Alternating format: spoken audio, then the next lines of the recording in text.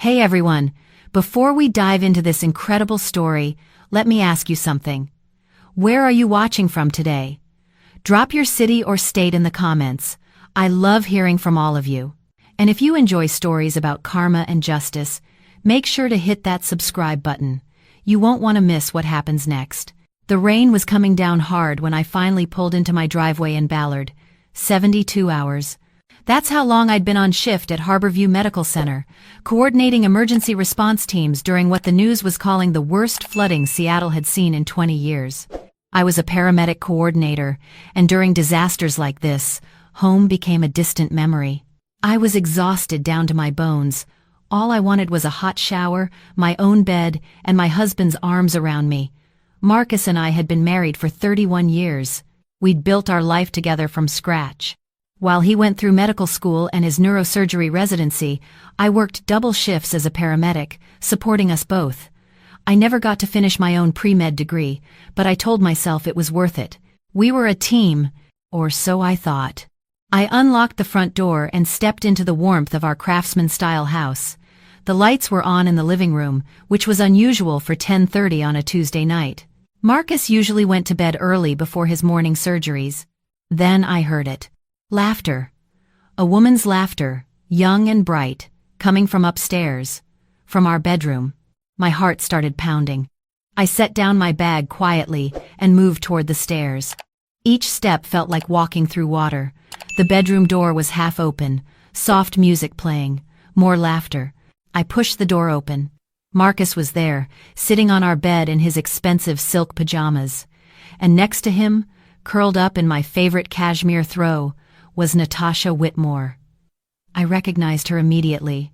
She was the new interior designer Marcus had hired 3 months ago to renovate his office at the hospital. She was 34, blonde, and wearing my silk robe, the ivory one my mother had given me before she died. They both looked up. Marcus's face went pale, but he didn't move, didn't jump up, didn't try to explain. Natasha just smiled, a slow, satisfied smile. "Elena," Marcus said. His voice was flat, emotionless. "You're back early." "Early?" I whispered. "Marcus, what is going on?" He stood up, calmly, like we were discussing the weather. "Elena, we need to talk, but not here. Natasha, give us a moment." Natasha didn't move. "Actually, Marcus, I think I should stay. We discussed this.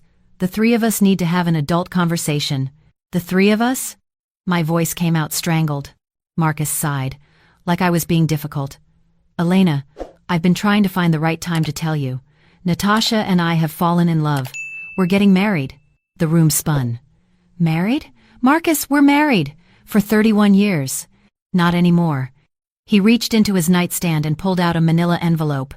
"I filed for divorce 6 weeks ago. You've been served." I stared at the envelope like it might explode. 6 weeks ago? You were never home anyway. Always at work. Do you know how embarrassing it is when my colleagues ask about my wife and I have to explain that you're a paramedic? Not a doctor, not even a nurse practitioner. Just a paramedic. Each word was a knife. I sacrificed my medical career for you. I worked so you could go to medical school. And I appreciate that, really. But Natasha understands my world. She's sophisticated, successful, ambitious. She fits into the life I've built. Natasha stood up, wrapping my mother's robe tighter around herself. "Dr. Chen, maybe I should explain things. The divorce papers give Elena a very generous settlement, enough for a fresh start." She reached over to the dresser and picked up a small bag. "These are her things, everything she needs." I looked at the bag. It was a grocery store plastic bag. Inside I could see a few of my old scrubs, some underwear, a toothbrush. My things? This house is full of my things. 31 years of my life. Marcus shook his head. "Elena, be reasonable. This house is in my name. The cars, the investment accounts, everything. When we got married, you had nothing. Your family had nothing. I built this life. You just happened to be there." I felt something break inside me. Something that had been holding me together for 3 decades. "You need to leave now," Marcus continued. "I've changed the locks. Your key won't work after tonight. the settlement offer is in the envelope. If you sign without making trouble, there's enough for first and last month's rent on an apartment. An apartment. After 31 years, he was offering me enough for an apartment. Natasha walked over and handed me the plastic bag. I'm sorry you're upset, but Marcus and I have a life to build. You should probably go now. I looked at my husband. This man I'd loved since I was 23. This man I'd worked 70-hour weeks to support through medical school. This man who was now looking at me like I was a stranger he was trying to politely dismiss. I took the plastic bag, I took the envelope, and I walked out of the house I'd called home for 26 years. The rain had stopped, but the night was cold. I sat in my 12-year-old Honda CR-V in the driveway, staring at the house. Through the bedroom window, I could see Marcus and Natasha. They were laughing about something. I opened the envelope with shaking hands. The divorce papers promised me nothing. $15,000. That was it. 31 years of marriage, and he was giving me $15,000. I pulled out my phone. Battery at 11%. I opened our joint bank account app. Balance, 0. He'd emptied it. Every penny we'd saved together, gone. I checked my personal account, $127. I was 61 years old with $127, a plastic bag of clothes, and nowhere to sleep. I couldn't go to my friends. They were all Marcus's colleagues' wives. I'd already started seeing the group chat messages. Natasha had apparently told everyone weeks ago. They all knew. They'd been waiting for me to find out. I drove to a Motel 6 near the airport. $49 a night. I could afford 3 nights, maybe 4 if I didn't eat much. I sat on the thin mattress in that cheap motel room and cried for the first time in decades. But somewhere around 2 in the morning, the tears stopped. I was too numb to cry anymore. I started going through the plastic bag Natasha had given me. Old scrubs, worn underwear, my reading glasses with the cracked frame. At the bottom, wrapped in a dishcloth, was something I hadn't expected. My uncle's watch. My Uncle Raphael's watch. The cheap Timex he'd worn every day of his life until he died 8 years ago. I'd kept it in my jewelry box, the only thing I had left of him. Why had Natasha put this in the bag? Then I understood. She'd gone through my jewelry. She'd taken everything of value, but she'd thrown in the watch because it looked worthless. I held that watch, and suddenly I remembered something. When Uncle Raphael died, he'd left me a storage unit. I'd never cleaned it out. I'd been too busy with work, with Marcus's career, with maintaining our perfect life. The storage unit, in Georgetown. Unit 217. I'd been paying the monthly fee automatically for 8 years. $60 a month, charged to a credit card Marcus never looked at. At 8 o'clock the next morning, I drove to the storage facility. The rain had started again, turning Seattle gray and cold. The manager, a kind older man named Frank, looked up my unit. Unit 217. Yes, ma'am, you're all paid up. Need any help? I think I can manage.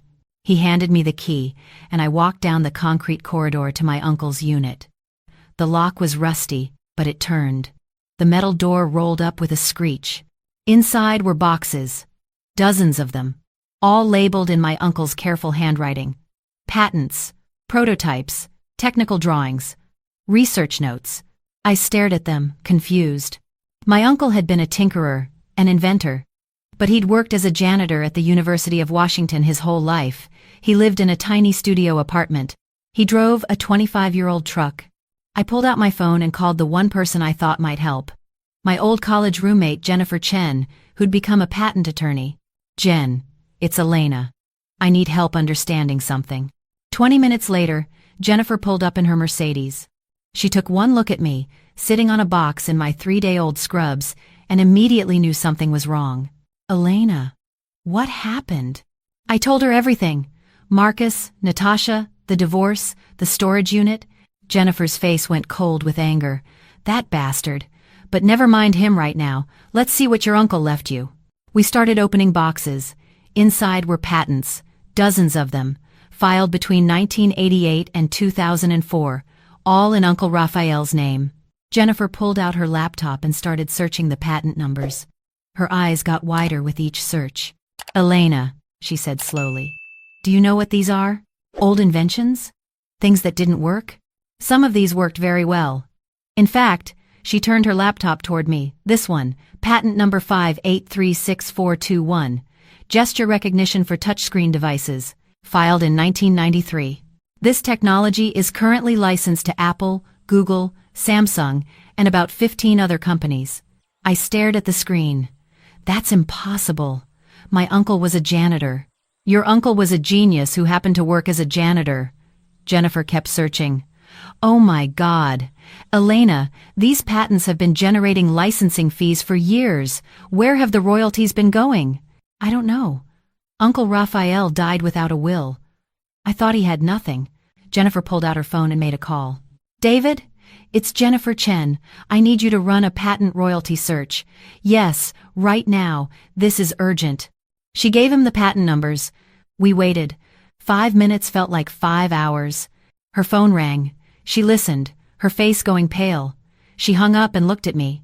Elena, your uncle's patent portfolio has been in probate administration for 8 years.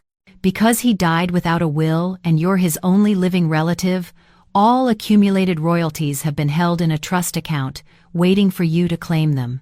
How much? I whispered. Jennifer's hand was shaking as she showed me her phone.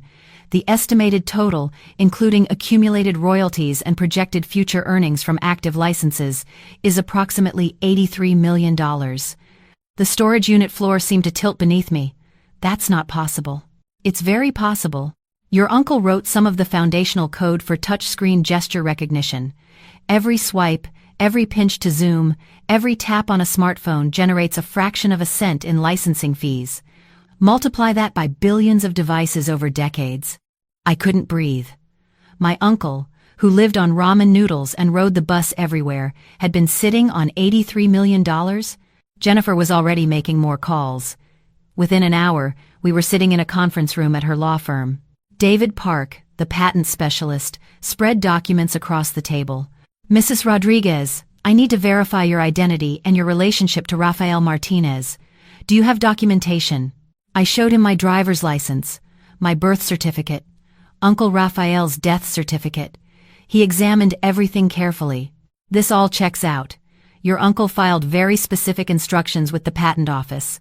All royalties were to be held in trust until you claimed them. He had one condition. His voice softened. He wanted you to use this money only if you truly needed it. Only if your life had reached what he called a breaking point. I thought about sitting in that motel room last night.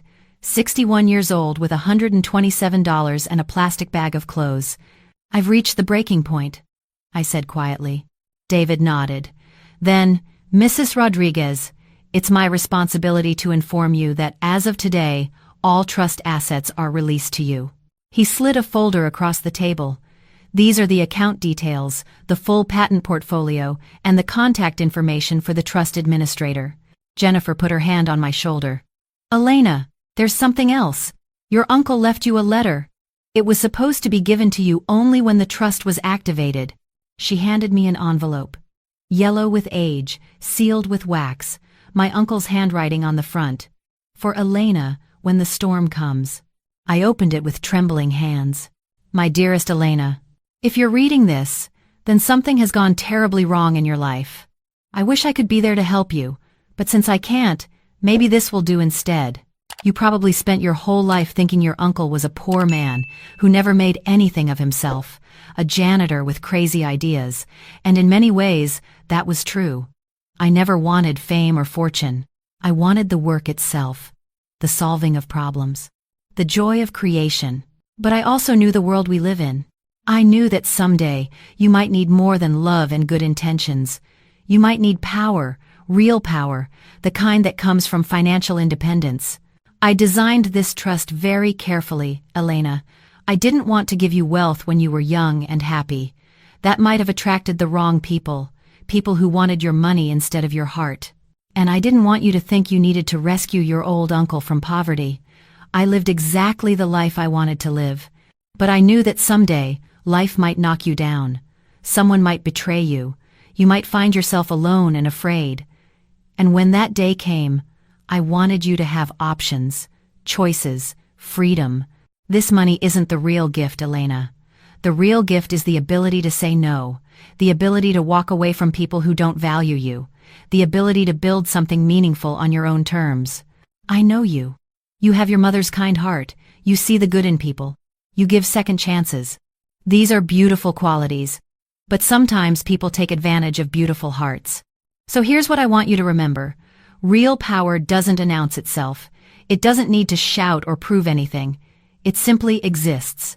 Use this power wisely. Use it kindly. But don't be afraid to use it.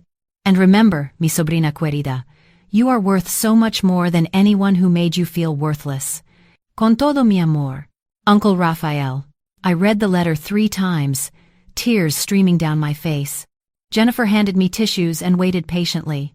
When I could finally speak, I looked at her. Jen, I need 3 things. Name them. First, I need access to funds immediately. Just enough for basics. A place to stay. Food. Clothes. I'll have a cashier's check ready within the hour. How much? 10,000 should be fine. Second, I need to know if Marcus's hospital has licensed any of Uncle Raphael's patents. Jennifer exchanged a look with David. We can run that search right now. David typed rapidly on his laptop. His expression changed. Mrs. Rodriguez, Evergreen Valley Medical Center, where your husband works, has licensed 3 of your uncle's patents for their surgical navigation system. But, he paused, according to this, they're using an expired blanket license. They haven't renewed it in 4 years. What does that mean? I asked. It means, Jennifer said, and her smile was sharp, they've been using your uncle's patented technology without proper authorization for 4 years. That's copyright infringement. Statutory damages could be significant. How significant? David did some calculations. Conservative estimate, 7 to 12 million. If we pursue maximum damages, could be substantially higher. I felt something cold and clear settle in my chest. And my third request? Jennifer leaned forward. What do you need? I need to know if Marcus has any personal liability for the hospital's patent infringement, given that he's the chief of neurosurgery and specifically authorized the purchase of that surgical navigation system. Jennifer's eyes gleamed. I'll have that answer by end of business today. I didn't go back to the motel. Jennifer insisted I stay at her house in Madison Park. Her husband, Tom, a software engineer, welcomed me like family. That night, over dinner, Jennifer laid out a strategy. The hospital will want to settle, fast. This kind of lawsuit would devastate their budget and their reputation, but Marcus is personally vulnerable too. He signed off on the equipment purchase.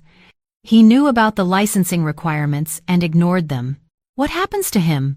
In a case like this, the hospital will likely force him to resign to avoid further liability. They'll want a clean break.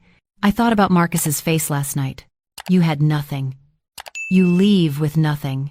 Over the next 2 weeks, I transformed. Not just externally, though that changed too. I got my hair done properly for the first time in years. I bought clothes that made me feel powerful. Real clothes, not the clearance rack items I'd been buying for decades because Marcus said we needed to save money. For his investments, of course. But the real transformation was internal. Jennifer filed the cease and desist letter on a Friday afternoon. By Monday morning, Evergreen Valley Medical Center's lawyers were calling, desperate to negotiate. They want to meet, Jennifer told me. They're terrified. This lawsuit could cost them their accreditation. Tell them I'll consider a meeting, but only if Dr. Marcus Rodriguez is present. The meeting was set for the following Thursday. Jennifer prepped me carefully. They'll try to intimidate you. Don't let them. You hold all the cards. We met in a conference room at the hospital. Marcus was there, looking like he hadn't slept in days. The hospital's legal team, 5 lawyers in expensive suits. And Natasha, sitting next to Marcus, her hand on his arm. Jennifer and I walked in. I wore a navy blue suit, pearls, and my new glasses. I looked like what I was, a woman who owned $83 million in patent rights. Marcus stared at me like he'd never seen me before. The hospital's lead attorney started talking immediately. Mrs. Rodriguez, we believe there's been a misunderstanding about the licensing agreement. There's no misunderstanding, Jennifer cut in. Evergreen Valley has been using patented technology without authorization for 4 years. The evidence is clear. We're prepared to offer a settlement, the attorney said quickly. $500,000. I almost laughed. 500,000? Jennifer didn't even blink. My client will accept nothing less than $8 million. Plus, she has additional terms. Additional terms? Marcus's voice was strangled. I looked at him directly. Yes, Marcus. Additional terms. First, you will resign from your position as chief of neurosurgery, effective immediately. Second, you will sign an amended divorce agreement that gives me what I'm legally entitled to from our marriage. And third, you will return my mother's silk robe to me by the end of this week. Elena, Marcus started, but I held up my hand. I'm not finished. The hospital will pay the $8 million. You, personally, will accept responsibility for the unauthorized use of the patents. And the divorce settlement will reflect my contributions to your career over 31 years. My attorney has calculated that amount. Jennifer slid a document across the table. Based on Mrs. Rodriguez's financial support during Dr. Rodriguez's medical education, her sacrificed earning potential, and her non-financial contributions to the household, we're requesting $4 million in addition to the standard division of marital assets. The room went silent. This is insane, Natasha said. She looked at Marcus. Tell her this is insane. But Marcus was staring at the documents. Elena, where did you get this money for lawyers? For this lawsuit, you had nothing. I had my uncle's legacy. The uncle you said was a worthless janitor who never made anything of himself. Turns out, Uncle Raphael was a genius who wrote the code that makes your iPhone work. Every swipe you make, every tap, generates royalty payments that go directly to me. $83 million worth, to be exact. Marcus's face went white. Raphael, the janitor? The inventor, I corrected. And he left everything to me because he knew that someday I might need protection from someone exactly like you. I stood up. You have 48 hours to accept these terms. If you don't, we proceed with the lawsuit. Discovery will be very interesting, Marcus. I'm curious what else we'll find about your financial dealings. I walked out of that conference room and didn't look back.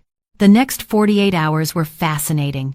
I heard through Jennifer that Natasha left Marcus the day after our meeting. She'd posted on Instagram about a toxic situation she needed to escape from. Last I heard, she'd moved to Portland. Marcus signed everything. The hospital settled. He resigned quietly, citing personal reasons. And 1 week later, a package arrived at Jennifer's house. Inside was my mother's silk robe, carefully cleaned and folded. No note, no apology, just the robe. I held it for a long time, thinking about my mother. She would have been furious at Marcus, but she also would have been proud of me for standing up for myself. The money was real now. Not just numbers on a screen, but actual power to change things. I met with financial advisors, accountants, lawyers. I set up trusts and foundations. I invested wisely. But the question that kept me awake at night was, what do I build? The answer came 6 months after that conference room meeting. I was volunteering at a free clinic in South Seattle, doing what I loved, helping people. I met a young woman named Raquel. She was 28, single mother of 2, working 3 jobs, and trying to get into a medical assistant program. I can't afford the classes, she told me, and I can't afford to stop working to attend, so I'm just stuck. I went home that night and designed the Martinez Medical Education Foundation. Free medical training programs for single parents, low-income students, anyone who had the drive but not the resources. We'd cover tuition, provide childcare, offer stipends so students could afford to cut back their work hours. We'd help people like Raquel, people like I used to be. The foundation's first training center opened in Georgetown, 2 blocks from Uncle Raphael's old storage unit. We had state-of-the-art equipment, qualified instructors, and 50 students in our first cohort. At the opening ceremony, I met one of the volunteer instructors. His name was Daniel Torres. He was 59, a retired physician assistant who'd lost his wife to cancer 3 years earlier. He had kind eyes, a gentle voice, and he listened when I talked. "This is incredible," he said, looking around the training center. "Your uncle would be so proud." I hope so. I wanted to create something that would outlast all of us. I think you've done exactly that. We started having coffee after foundation meetings, then dinner. Then long walks around Green Lake, talking about everything and nothing. 8 months after the training center opened, Daniel asked me to dinner at a nice restaurant overlooking the Sound. Elena, I know you've been through hell, and I don't want to rush anything, but I need you to know, spending time with you has become the best part of my days. I looked at this kind man who saw me as I was now, not as an accessory to someone else's success. Mine too, I said. The foundation's first graduation was on a sunny June day.